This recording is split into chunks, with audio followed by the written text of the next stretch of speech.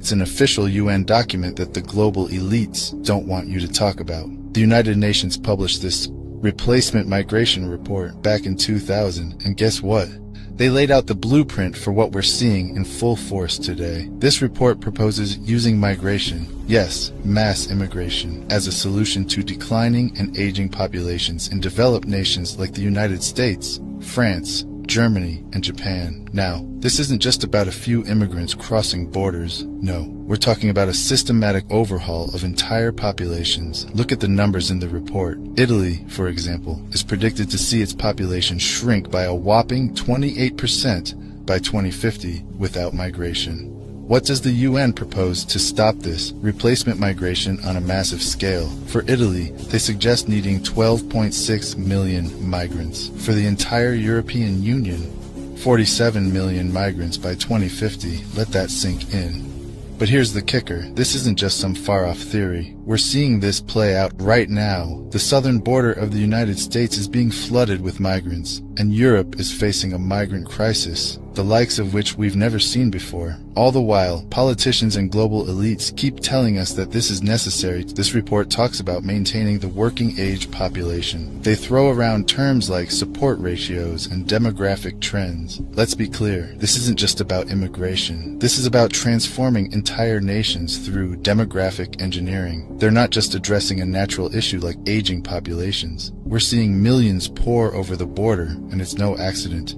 This is by design. The globalists want to tear down borders, blur cultures, and make us all part of a controlled system. The crime rates are rising, the political divide is deepening, and the social fabric is being torn apart. I'm going to show you exactly how these plans are connected to today's migration crises. First, understand that this isn't a grassroots movement of desperate people fleeing bad situations. No. This is orchestrated, folks. The globalists are using migration as a tool to disrupt national stability and dilute the cultural and political power of sovereign nations. It's all about control. By flooding countries with mass migration, they destabilize local economies, strain social services, and ultimately weaken the political voice of the native population. This is classic divide and conquer on a global scale. We're seeing the fallout in real time. In the United States, the Biden administration is allowing wave after wave of migrants to enter the country illegally, and the mainstream media doesn't even bat an eye. Why? Because it's part of a much larger agenda, the same one outlined in the 2000 UN report. Remember, they framed it as a solution to aging populations and low birth rates. But what they didn't emphasize is the sheer volume of migrants needed to sustain these support ratios. Think about this.